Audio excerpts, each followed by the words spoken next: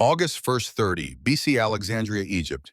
You stand in the command tent of Octavian, soon to be called Augustus Caesar. The canvas walls filter the brutal Egyptian sun into amber light. Outside, 50,000 Roman legionaries occupy a city that has stood for 300 years, the greatest port in the Mediterranean, the intellectual capital of the known world, the final jewel in Rome's crown. But Octavian has a problem. He has just won a civil war, Roman against Roman, brother against brother. The Senate back in Rome is fractured. Half the population considers him a usurper, the other half a savior. His claim to power rests on a foundation of Roman blood, and that foundation is cracking. He needs to transform this narrative, to shift the story from civil war to foreign conquest, from fratricide to patriotic triumph. He needs an enemy that Rome can unite against. A villain so foreign, so exotic, so threatening that her defeat will legitimize everything he has done. He needs Cleopatra, not dead. Dead is easy. Dead is quick. Dead makes her a martyr, a tragic figure, a reminder that Rome kills its own allies when convenient. Number Octavian needs her alive, broken, paraded through the streets of Rome in chains while the mob jeers. He needs the image of the conquered foreign queen, the Eastern temptress, finally brought to heel by Roman virtue. He needs the spectacle. This is not a love story. This is not a tale of romance and tragedy. This is a clinical study in how empires are born through the systematic destruction of their enemies. This is a masterclass in psychological warfare conducted by one of history's most ruthless strategists against one of its most brilliant minds.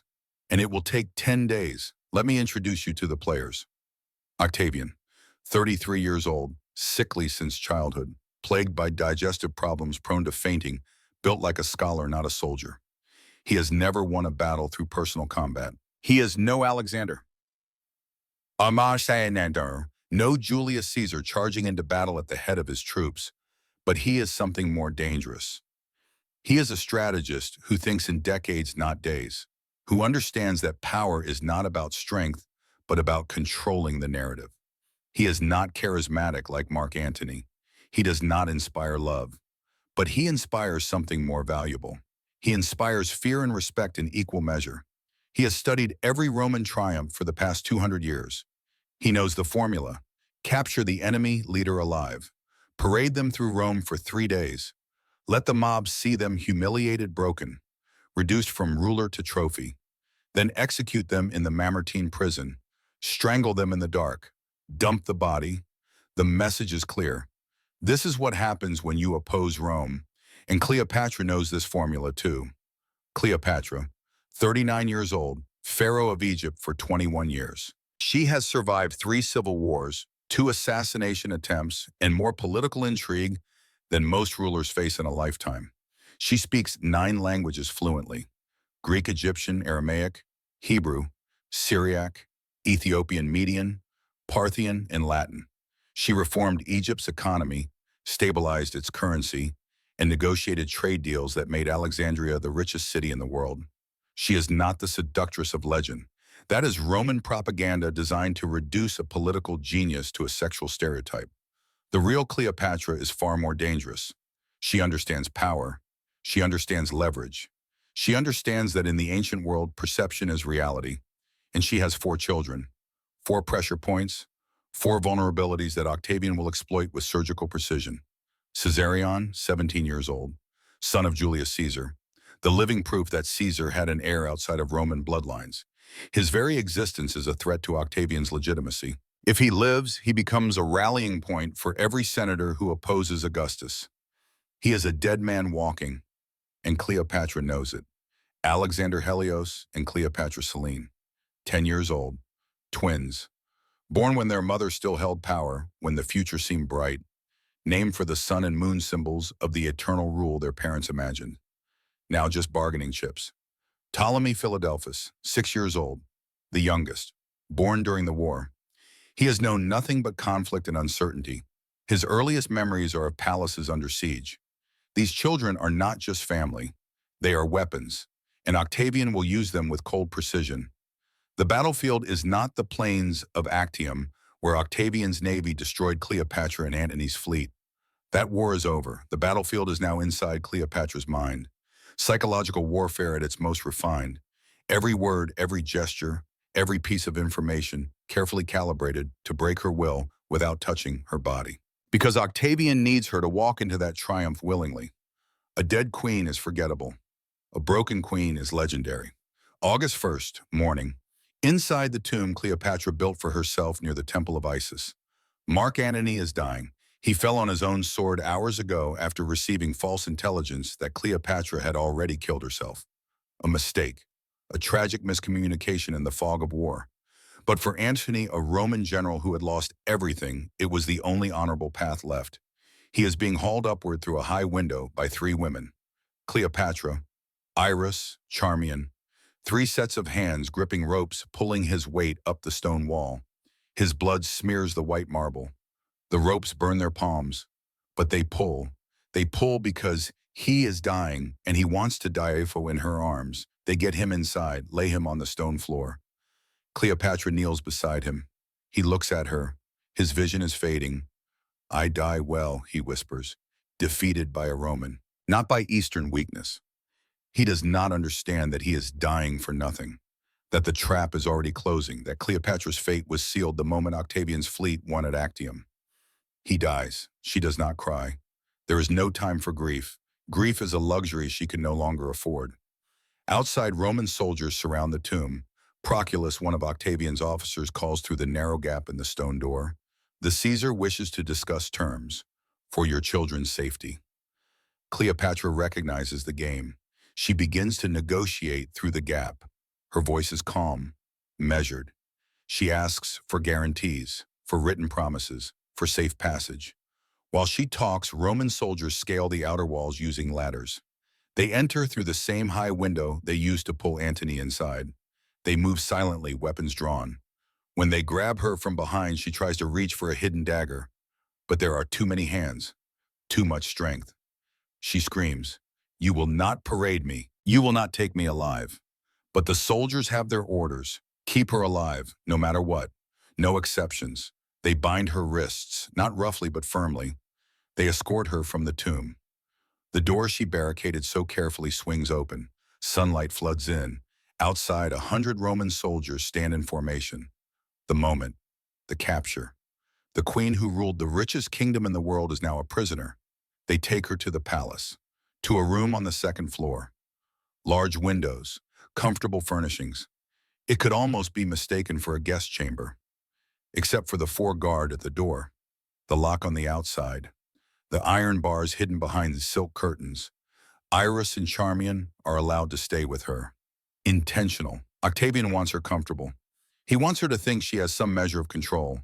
He wants her to hope, because hope is what he will use to destroy her. August 2nd, dawn. Cleopatra stands at the window looking out over the gardens of her palace. She can see the harbor in the distance, the lighthouse, the library, everything she fought to protect. The door opens. A man enters, not a soldier, a scholar, Gaius Cornelius Gallus, a poet, a diplomat, a man who speaks the language of civilization, not conquest. He bows, respectfully. "Your Majesty." She turns. "I am no longer a queen. I am a prisoner. Speak plainly." Gallus smiles, and "Caesar Augustus has asked me to convey his respect for your accomplishments, your library, your scholars, your contributions to our understanding of mathematics, astronomy, medicine." "Flattery before the blade," Cleopatra says. "Get to the point." "Your children," Gallus says. The word hangs in the air like a knife. "Caesar wishes to ensure their safety, but he needs your cooperation." "What kind of cooperation?" Gallus says. "He asks that you give him time to arrange proper accommodations, to ensure that when you travel to Rome, the journey is dignified, appropriate for someone of your status." Cleopatra understands immediately. He is not asking for cooperation. He is asking her to stay alive, to not kill herself before he can parade her. She says nothing. Gallus bows and leaves. Alone again, Cleopatra begins to calculate. She has been in this game too long to miss the strategy. Octavian does not want her dead. He wants her broken, compliant, walking into his triumph like a trained animal, and he will use her children to make it happen. She thinks about Caesarion, 17, nearly a man, His father's son in every way that matters, smart, proud, dangerous to Octavian's claim. If she dies now, what happens to him? Without her protection, without her political leverage, he becomes just another obstacle to be removed. Quietly, efficiently. But if she stays alive, if she cooperates, maybe, maybe there is a chance. The trap. How Octavian will break her. Not with torture, not with threats, but with the impossible calculation every mother faces. How much of yourself do you sacrifice to save your children? August 3rd. Mid-morning, three men enter her chamber. They carry measuring rods, wax tablets, strings and weights. What is this? Cleopatra demands. The lead architect does not look at her face. He looks at her body like a builder examining a structure. Measurements, he says, for the display. What display? The triumph. The cage must be built to your exact dimensions. Caesar wants the crowds to see you clearly, from all angles. They begin to work. One man measures her height, 5 feet 2 inches. He calls out the number. Another man writes it down. They measure her shoulders, her waist, the circumference of her neck, measuring her like a piece of furniture, like a statue to be mounted in a museum. The cage will be gilded, the architect says, discussing the specifications as if she is not there. Gold bars spaced to allow visibility. A small platform so she stands elevated. The crowd should not have to strain to see her face. Cleopatra stands perfectly still. She does not speak, does not protest at all, but inside something is breaking.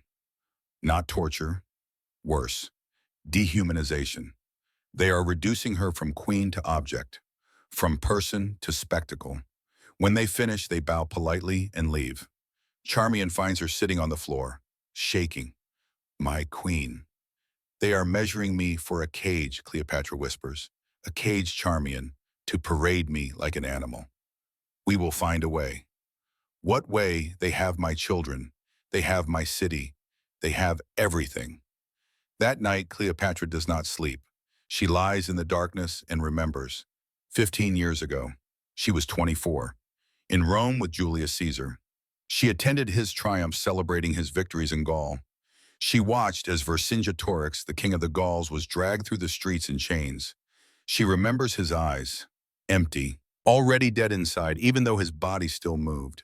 The crowds jeered, threw garbage, spat on him. After the parade, he was taken to the Mamertine prison. A hole in the ground, dark, cold. They lowered him down into the darkness, and then they strangled him, slowly, while he choked and gasped in the dark. His body was thrown into the sewers. That is what awaits her. If she cooperates, if she walks into that triumph, that is her future.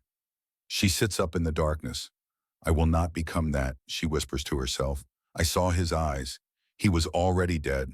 I will not die inside while my body still walks. August 4th, afternoon. The sounds of children playing drift through her window. At first she thinks she is imagining it, but no, there are children in the garden below. Laughing, running.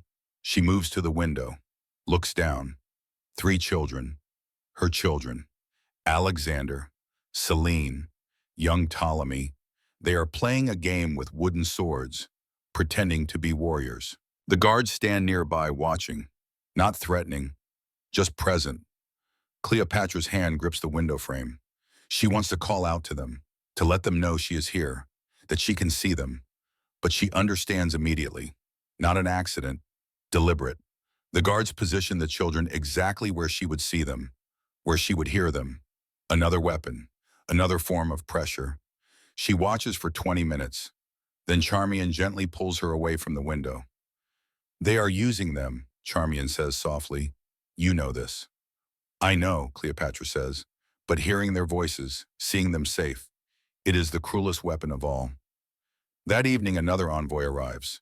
Thyrsis. He had been Octavian's spy during the war. Now he comes bearing messages. Your children ask for you daily, he says. Caesarion especially. He wants to know when he can see you. And what do you tell him? That it depends on you, on your cooperation with Caesar's requests. But Cleopatra feels the rage building. They are children. They have nothing to do with politics. Thyrsis' expression does not change. In Rome, they are symbols, the son of Julius Caesar, the children of Mark Antony. Symbols can be very dangerous, Your Majesty, or they can be very useful. That depends on many factors. He lets the threat hang in the air. What does Caesar want? Cleopatra asks. Time, cooperation, your word that you will not harm yourself. In exchange, your children remain safe, comfortable, well cared for. And Caesarion, for the first time, Thyrsis hesitates, just a fraction of a second, but Cleopatra catches it. Caesar is still making decisions regarding the boy's future, Thyrsis says carefully. The phrasing is everything. Still making decisions, still debating.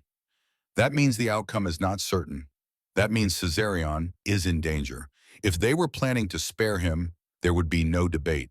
You do not debate whether to spare someone unless they are a threat, and threats get eliminated. After Thyrsis leaves, Cleopatra sits in silence for a long time. Iris brings her food. She does not eat. You must eat, my queen. Why? So I have strength to walk in chains. So you have strength to think, to plan. You cannot help anyone if you starve. Cleopatra looks at the food, looks at Iris. The woman has served her since they were both girls, loyal beyond reason, beyond sense. What would you do? Cleopatra asks. If you were me, Iris does not hesitate. I would find a way to die on my own terms, before they could use me. And the children are already lost, Iris says quietly. Caesarion is a threat they will eliminate. The younger ones will be raised as Roman trophies. There is no scenario where this ends well for them. The only question is whether you let them use you as leverage to control how you die. Brutal, honest. And Cleopatra knows it is true. She closes her eyes. I need to think. August 5th, morning. Cleopatra has not eaten in 2 days. She is making her choice. Slow death, starvation, control over the timeline. If she dies slowly enough, maybe she can force Octavian's hand. Make him execute her. Make him the villain who killed a starving woman. But Octavian is smarter than that. The door opens. Guards enter. Behind them, a young man, tall, dark hair, eyes that look exactly like Julius Caesar's eyes. Caesarion. His hands are bound. Not tightly, but bound. A reminder that he is not here voluntarily. That someone else controls this meeting. Mother and son look at each other. The guards keep them separated. 10 feet of space that might as well be a continent. Mother, Caesarion says. His voice cracks. He is trying to be strong. But he is 17, still half a boy. My son. They said you are not eating. They said you are making yourself sick. Boy, Cleopatra sees the game immediately. They sent him to guilt her, to use his voice, his face to break her resolve. I am well, she lies. You do not look well, please. They said if you cooperate, if you stay healthy, we can all be together again. They promised. The lie, delivered through her son's innocent hope. What else did they tell you? Cleopatra asked carefully. That Caesar Augustus wants to ensure our safety, that we can live in Rome, that I can study, that Alexander and Selene can grow up in peace, but only if you help them, only if you show good faith. He believes it. This sweet, naive boy believes that Octavian will let him live. Cleopatra wants to scream the truth, that Octavian will never let him live, that a son of Julius Caesar is too dangerous, that the moment she stops being useful, Caesarion will disappear. But if she tells him that the guards will report it, Octavian will know she sees through the game, and he will change tactics. So she lies. I will eat, she says softly. I promise, I will stay strong for you. Caesarion's face lights up with relief. Swear it. Swear on your name. I swear. The guards take him away. The door closes. Cleopatra stands in the middle of the room, trembling, not from weakness, from rage, from the helplessness of being forced to lie to her own son. Charmian brings her food. This time she eats, because she needs strength, not to survive, but to plan. She will not die of starvation. That death is too slow, too controllable. Octavian will just force feed her if necessary. She needs a different weapon, a faster one that Octavian cannot counter. That night she begins to formulate the plan. August 6th, evening. Cleopatra is pacing, thinking, calculating. Iris watches her. You have an idea. I need access to the tomb, Cleopatra says, to make offerings to Antony. It is tradition. It is my right as his widow. They will never allow it. They will if I frame it correctly. If I tell them I need spiritual preparation, that I need to make peace with the gods before I face Rome. They want me compliant, peaceful. They will see it as a good sign. Charmian nods slowly. What is really in the tomb?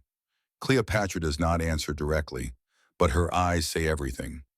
You hid something there, Iris says, before we were captured. Insurance, Cleopatra says, a final option, in case things went badly. Poison, Cleopatra nods, a vial, hidden in a crack in the wall. Egyptian cobra venom. Mixed with wine, it acts quickly, 15 minutes, painless, no antidote. And you plan to retrieve it. I plan to have options, Cleopatra says. I will not walk into that triumph, but I will not give Octavian the satisfaction of catching me with a blade or a noose. If I die, it will be on my terms, with dignity, like a pharaoh, not like a desperate prisoner. August 7th, midday, Octavian himself comes to visit. He does not look like a conqueror. He looks like a clerk, thin, pale, unremarkable, but his eyes are sharp, calculating. He studies Cleopatra the way a merchant studies a piece of merchandise. You are looking better, he says. I am glad. I was concerned. Your concern is noted, Cleopatra says coldly. Octavian sits down without being invited. I want to discuss the triumph. I have no interest in discussing my own humiliation. Understandable, but consider this. You have a choice in how you are presented. Walk willingly without chains dressed in your royal garments. Show Rome the dignity of Egypt, the nobility of the Ptolemaic line, or be dragged in iron dressed in rags treated like a common criminal. The choice is yours. Cleopatra studies his face, looking for the lie. And my children will be protected, raised with honor. I give you my word.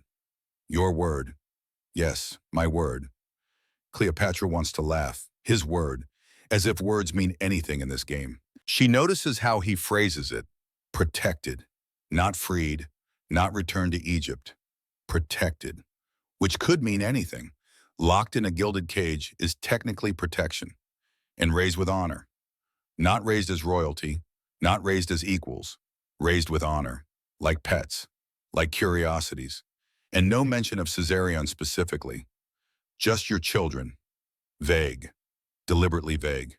I will consider your offer, Cleopatra says. Octavian stands. I hope you will. I genuinely do. There has been enough death, enough suffering. It would please me to end this conflict with grace rather than violence.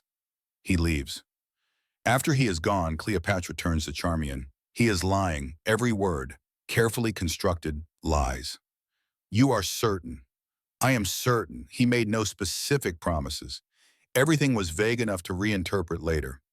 He is trying to buy my compliance with false hope. Then what do?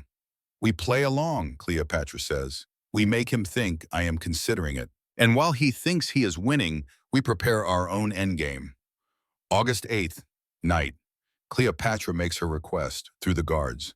She wants to visit Antony's tomb to make offerings, to prepare herself spiritually. The guards report this to Octavian. He sees it as a good sign. The queen is accepting her fate, making peace, preparing to cooperate. He grants permission. August 9th, morning. 12 guards escort Cleopatra to the tomb. A short walk through the palace grounds. The tomb sits near the Temple of Isis.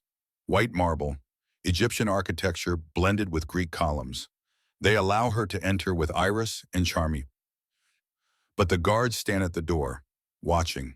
Inside, the air is cool, dark, the smell of incense and death. Antony's body lies in a stone sarcophagus, wrapped in linen. His face is covered. Cleopatra kneels, begins to pray in Egyptian. The guards do not understand the words. They see a widow mourning, nothing suspicious. While she prays, her hand slides along the wall. Searching, searching. There, a crack in the stone. Her fingers find the small clay vial wedged deep inside. She palms it, slides it into the folds of her dress.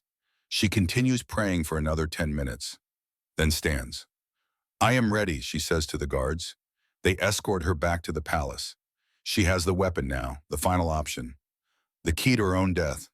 That evening, she makes another request. She wants a final meal, tomorrow, something from her gardens, fresh figs, the last taste of Egypt before whatever comes next.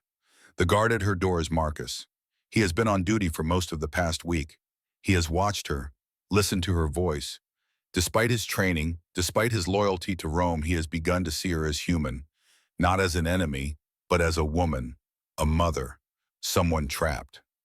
I will need to inspect the food, he says. Orders.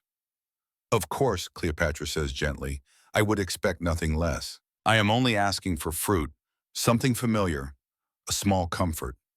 Marcus nods. I will arrange it. He does not know he has just approved his own failure. August 10th, evening. In the guard room, two soldiers change shift. They speak quietly, not knowing Cleopatra is awake in the next room, not knowing she is listening through the thin wall. Heard Agrippa talking, one guard says. The boy's fate is sealed. Which boy? The eldest, Caesarion. Can't have two Caesars. Not possible. When right after the triumph, they'll do it quietly, make it look like illness or an accident during the journey. And the queen, doesn't matter what she does, the boy dies either way, too dangerous to let him live. Silence. Then the guards move away. Their voices fade. Cleopatra sits in the darkness. The confirmation she needed, the truth she suspected. Caesarion is a dead man. Nothing she does will change that. Cooperation will not save him. Defiance will not save him. He is 17 years old and his death is already written. In that moment, everything becomes clear. She cannot save her children. That battle is lost. But she can control one thing. She can control the story. She can deny Octavian his triumph. She can bow as a pharaoh, not as a trophy. She calls Iris and Charmian to her. Tomorrow, she says quietly, we end this on our terms. Both women nod. They have been expecting this. You do not have to follow me, Cleopatra says. You can choose life. No one will blame you. Iris shakes her head. We have been with you since we were girls. We will be with you at the end. Charmian smiles. Besides, I have no desire to watch them parade your statue through Rome while I serve some Roman matron.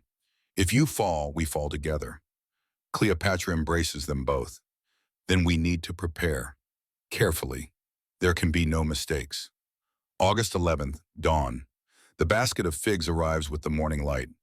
Marcus personally brings it to the door. He inspects each piece of fruit carefully, feeling for weapons, for anything unusual.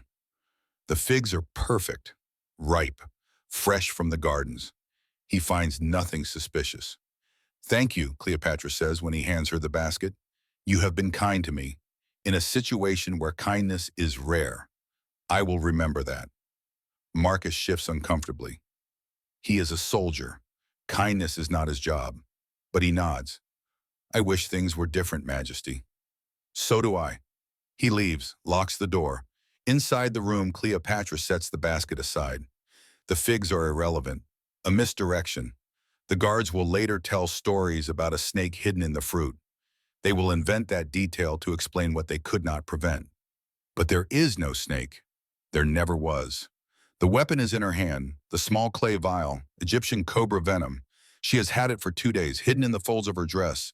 The guards never thought to search a grieving woman returning from her husband's tomb. She shows it to Iris and Charmian. This is fast, she says. 15 minutes from consumption to death. First you feel warmth, then relaxation, then sleep. Your heart simply stops.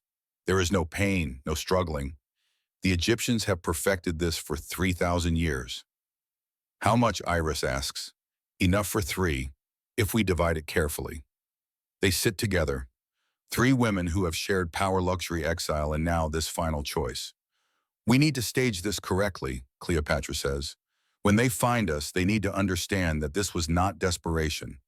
This was a choice, a planned or deliberate choice. How? We dress in full royal regalia. I wear the uraeus crown, the golden cobra, the symbol of pharaonic power. I recline on the couch as if holding court. You Iras at my feet, you Charmian beside me. When they enter, they need to see royalty, not suicide, but a ceremonial death, a pharaoh's death. Charmian nods. We need to do it in sequence, not all at once. If we all die simultaneously, they might suspect something was brought in recently. But if we stagger it, if I am the last to die and I am adjusting your crown when they enter, it looks like we have been dead for different lengths of time. It looks more natural. Cleopatra is impressed. Even now in the planning of their own deaths, Charmian is thinking tactically. You drink first, Charmian continues. Wait 5 minutes, then Iris, then I wait another 10. By the time they discover us, you will have been dead for 20 minutes. Iris for 15. I will be in the act of dying. It creates the image we want. And you agree to this, Cleopatra asks. You understand you will be the one to face them, to speak the final words. I understand, Charmian says, and I know exactly what I will say. They spend the rest of the morning preparing. They bathe, anoint themselves with oils, dress in the finest royal garments. Cleopatra wears the white linen dress of ceremony, the golden collar, the bracelets that clink when she moves, and the crown, the uraeus, the rearing cobra of Egypt, the symbol that says this woman is not just a person, she is the living embodiment of divine power. They arrange the room, the couch positioned correctly, the incense burning, the lighting perfect. At noon, they are ready. Cleopatra looks at her two handmaidens, her friends, her sisters in all but blood.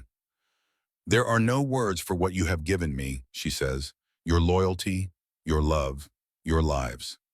Then do not speak words, Iris says. Just know that we choose this, freely, completely. Cleopatra opens the vial. The liquid inside is clear, odorless. She divides it carefully into 3 small cups of wine.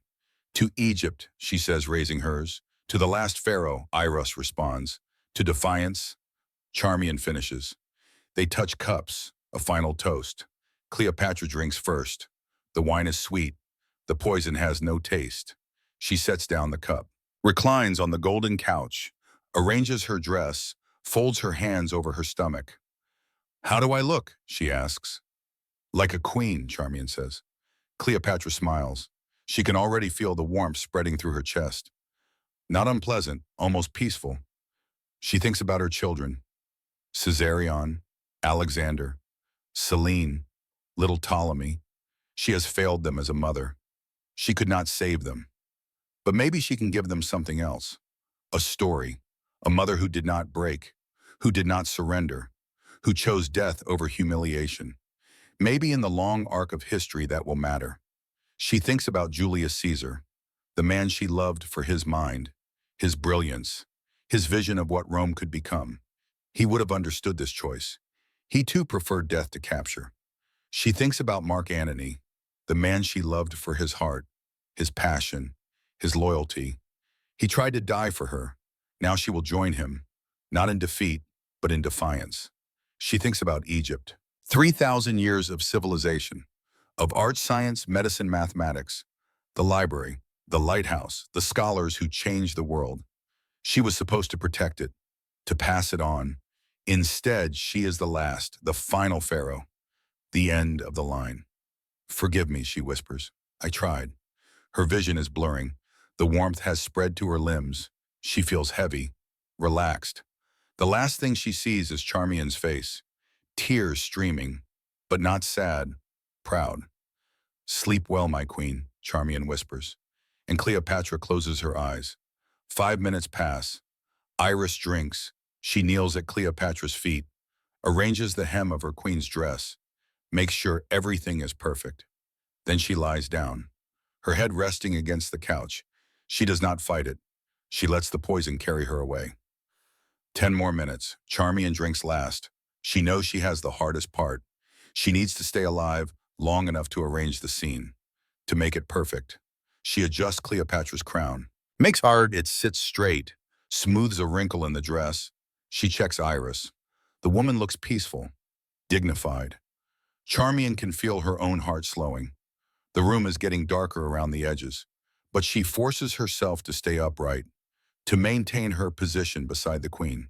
She hears footsteps in the hallway. The guards, the morning inspection. The door opens. Marcus enters first. He takes 3 steps into the room before he processes what he is seeing. Cleopatra on the couch, dressed in gold, crown gleaming, eyes closed, not breathing. Iris at her feet, still, silent. Charmian beside the couch, swaying her hand on the queen's crown. Gods, Marcus whispers. Another guard rushes forward, checks Cleopatra's pulse. Nothing. Checks Iris. Nothing. He turns to Charmian. What have you done? Charmian's vision is fading, but she summons her last strength, straightens her spine, looks the guard in the eye. Is this well done? Marcus asks. The question escapes him before he can stop it. Charmian smiles. Extremely well, she says. Her voice is steady, clear, and fitting for a descendant of kings. Then she collapses. Her hand slides from the crown. She falls beside the couch. The guards stand frozen, staring at the tableau before them. 3 women. Royalty, death by choice, not by Rome's hand. Marcus is the first to move. He runs from the room, shouting for officers, for commanders. The news spreads through the palace like fire. Within minutes, Octavian knows. He is eating breakfast when Agrippa bursts into the room. She's dead. Octavian sets down his cup, carefully. Halcyon, poison, all 3 of them, staged like a royal ceremony. Must have been planning it for days. Octavian sits back in his chair. His face is unreadable. She escaped you, Agrippa says quietly. You wanted her alive. She denied you. For a long moment, Octavian says nothing. Then he taps his finger on the table. Once. Twice. No, he says finally. She gave me exactly what I needed. An ending. Not the ending I wanted, but an ending I can use. Househarm, send for the architects, commission an effigy, life-size, gold leaf. I want a cobra coiled around her arm. Make it dramatic, romantic, tragic. You are going to parade a statue. I am going to parade the story, Octavian says. The beautiful queen, killed by a serpent hidden in a basket of figs. Death by love. For Mark Antony. Rome will eat it up. Much better than death by calculated political strategy. Agrippa shakes his head. You are going to lie about how she died. I am going to simplify how she died, Octavian corrects. Truth is complicated. The mob wants simple stories.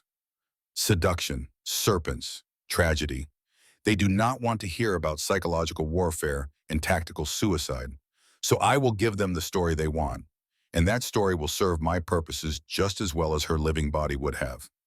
He stands, walks to the window, looks out over Alexandria. Find the vial, he orders. Search the room, the tomb, everywhere. I want to know how she got the poison. They search for hours. They tear apart her chamber, the tomb. They interrogate the guards, the servants. They find nothing. The vial shattered when Charmian fell. The poison soaked into the floor. There is no evidence beyond the bodies themselves. 3 days later, Octavian makes his announcement. Cleopatra died from a snake bite, an asp, hidden in a basket of figs. A tragic end for a tragic love story. The scholars write it down. The poets embellish it. Within a year, the snake story is accepted as fact. The truth known only to the guards who saw the scene becomes rumor, then speculation, then forgotten entirely. Octavian's propaganda machine has won, or has it August 15th, 3 days after Cleopatra's death. Caesarion is running. He has been running for 2 days, ever since a loyal servant told him what happened to his mother. Ever since he understood that the promises made to him were lies. He is trying to reach India. There are kingdoms there that have no love for Rome. If he can get there, if he can find sanctuary, maybe he can survive. He is 17 years old. He has his father's intelligence and his mother's political instincts. In another world, another timeline, he could have been a great ruler. But this is not that world. Roman cavalry finds him at the edge of the desert. They do not arrest him publicly. No trial, no announcement. They take him to a small garrison fort, give him wine laced with poison, the same poison his mother used. He dies quietly, alone. His body is burned, the ashes scattered. The official record will state that Caesarion died of fever during the journey, an unfortunate casualty of Egypt's climate. Octavian's advisors tried to convince him to keep the boy alive, to use him as a hostage, a political tool. But Octavian quoted his tutor, a man named Arius. Two Caesars are one too many. So Caesarion dies, the son of Julius Caesar. Eliminated to secure the future of Augustus Caesar, back in Alexandria, preparations continue for Octavian's triumph. The younger children, Alexander, Helios, Cleopatra, Selene, and little Ptolemy, they are dressed in fine clothes, told they are going on a journey to Rome, to see the great city. They do not know they are being prepared as display pieces. The palace is emptied. The treasury is loaded onto ships. Gold, silver, grain, spices. The wealth of Egypt accumulated over 3,000 years is being transferred to Rome. This is the real prize. Not Cleopatra, not her children, but Egypt itself, the richest kingdom in the world. Now a Roman province. Octavian walks through the empty halls of the palace one final time. He thinks about the woman who ruled here, who outmaneuvered him at the very end. He cannot help but respect it. The final move, denying him the spectacle he needed. But he also cannot help but appreciate his own adaptation. The statue, the snake story, the romantic tragedy. He has turned her suicide into mythology, and mythology in the long run might be more powerful than reality.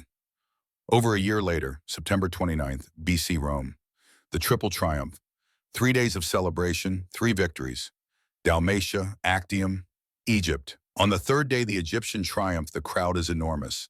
Every street packed, every rooftop filled. The procession moves through the city, conquered soldiers in chains, wagons of treasure, musicians, dancers, all the spectacle of Rome's greatest ritual. And then comes the centerpiece, a gilded platform, carried by 12 men. On it, a statue, life-sized, gold leaf, exquisitely detailed. Cleopatra. She reclines on a golden couch, one arm extended, and coiled around that arm a golden serpent, the cobra, the asp, the instrument of her death. The crowd roars. They love it. The tragic queen, the serpent, the romance. It is everything they wanted. Some of them cry, moved by the beauty of it, the sadness. Others cheer, celebrating the defeat of Rome's great enemy. But in the back of the crowd, some of the older senators stand silent. They remember the real Cleopatra, the diplomat, the scholar, the woman who spoke 9 languages and reformed an economy. One old man turns to his colleague. "She won," he says quietly. "How she is dead. Octavian has everything. She denied him the living trophy. She chose her own death. In our world, that is victory." The colleague considers this, perhaps, but he controls the story now. She is remembered as a lovesick woman who killed herself with a snake, not as a political strategist who committed tactical suicide. "For now," the old man says, "but stories change. Give it time. Give it centuries. Which do you think will be remembered, Octavian's propaganda or the truth?" You cannot know that. No, but I have faith in historians. Eventually, they dig deep enough to find the truth. The procession moves on. The statue passes. Behind it, 3 children walk, not in chains, but escorted, guarded. Alexander Helios, 10 years old, dark eyes scanning the crowd, looking for something, hope, rescue, finding neither. Cleopatra Selene, 10 years old, holding her little brother's hand. Ptolemy, 6 years old, crying quietly. The crowd barely notices them. They are footnotes, afterthoughts. The real spectacle is the statue, the gold, the myth. After the triumph, the children are taken to the household of Octavia, Octavian's sister, Mark Antony's former wife. She is kind to them, as kind as the situation allows. She raises them as her own, teaches them Latin, Roman customs, how to survive in a world that sees them as trophies. Alexander Helios disappears from historical records around age 15. Most scholars believe he died young, illness, accident, or quietly removed when he became old enough to be seen as a potential threat. Ptolemy Philadelphus also disappears. No record of his death, no mention of his adult life. He simply vanishes from history. Only Cleopatra Selene survives. At 25, she is married to Juba, the second king of Mauritania, a strategic alliance. Rome wants North Africa stable. A Ptolemaic princess married to a client king serves that purpose.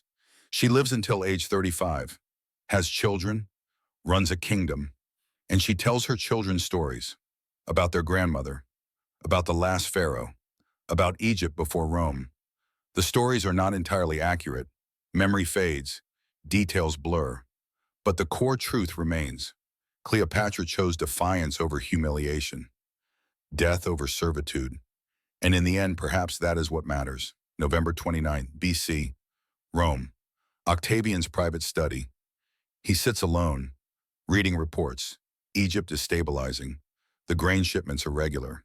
The province is profitable. This is everything he wanted. On his desk, 3 letters, sealed, bloodstained. They were found in Cleopatra's chamber after her death, addressed to her children, Caesarion, the twins, Ptolemy. Octavian never opened them, never allowed anyone to read them. He burns them now, one at a time, watches the wax seals melt, the parchment curl and blacken. Whatever final words Cleopatra wanted to leave her children, they die with the flames. He tells himself this is necessary, that the children do not need those words, that they need to forget Egypt, to become Roman. But in the quiet of his study, alone with his thoughts, he wonders what she wrote. Did she explain? Did she apologize? Did she tell them why she chose death? He will never know. The letters are ash, the words are lost.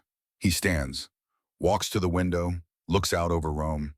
He is 33 years old. He has conquered the known world, ended the civil wars, founded an empire that will last for centuries. But he cannot escape the feeling that Cleopatra got the last word, not in life, but in death, in the way she died, the choice she made. She robbed him of his perfect triumph. And that robbery, that defiance will echo longer than any parade. 44 years later, August 14th AD, Augustus Caesar, formerly Octavian, dies at age 75. He has ruled Rome for 44 years, the longest reign of any emperor. His accomplishments are staggering. The Pax Romana, 200 years of relative peace. Roads, aqueducts, buildings, laws. He transformed Rome from a republic into an empire. When people eulogize him, they list his victories, his buildings, his reforms. But when they tell stories, when they gather in taverns and tell tales of the past, they do not tell stories about Augustus. They tell stories about Cleopatra. The beautiful queen, the serpent, the romance, the tragedy. Augustus becomes a name in history books, important, significant, but cold. Cleopatra becomes a legend, and legends in the end outlive empires. Present day, Alexandria, beneath the Mediterranean Sea. Divers explore the ruins of the ancient city. Earthquakes in the 1400s sent most of the palace district into the sea. It has been underwater for 600 years. They find columns, statues, pottery, and then in the silt and darkness, a statue. A woman, wearing a crown, the uraeus, the cobra crown of Egypt. Her face is partially eroded by centuries of water, but you can still see the strength in the carved features, the determination. The divers bring her to the surface. Archaeologists study her, debate her origin. Is this Cleopatra or another Ptolemaic queen? The evidence is inconclusive, but when they exhibit her in museums, when people come to see the statue pulled from the ancient palace, they all call her the same thing, Cleopatra, because that name has power. That name transcends time. In the end, who really won? Octavian conquered Egypt, built an empire, ruled for decades. But when we remember that era, we do not call it the age of Augustus. We call it the age of Cleopatra and Caesar.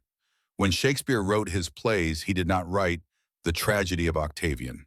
He wrote Antony and Cleopatra. When Hollywood makes its films, who is the protagonist? Not Augustus, Cleopatra. She lost her kingdom. She lost her life. She lost her children. But she never lost her power over history. She chose how her story would end. Not with her in chains, not with her paraded like an animal, but with her on a golden couch crowned defiant dead by her own hand. That image, that final tableau, That choice, it has outlived the Roman Empire, outlived Augustus, outlived everyone who tried to diminish her. The palace is underwater. The empire is dust. The triumph is forgotten. But the story of the last pharaoh who refused to kneel, that is eternal. This was not a love story. This was a masterclass in psychological warfare. Two of the greatest strategic minds in history, locked in a battle of wills. Octavian won the tactical victory. He got his triumph, his empire, his glory. But Cleopatra won the strategic victory. She denied him the prize he most wanted. She controlled her own narrative.